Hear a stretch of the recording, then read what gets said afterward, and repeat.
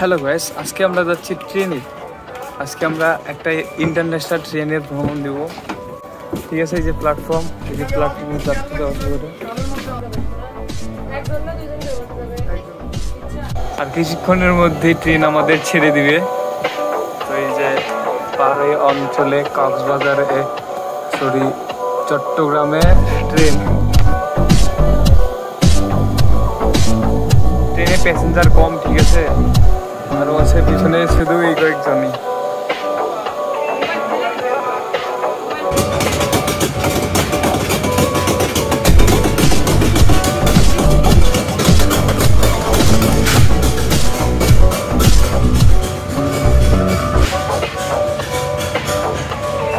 Platform এটা local station, তো ওই জন্য থামাইনি।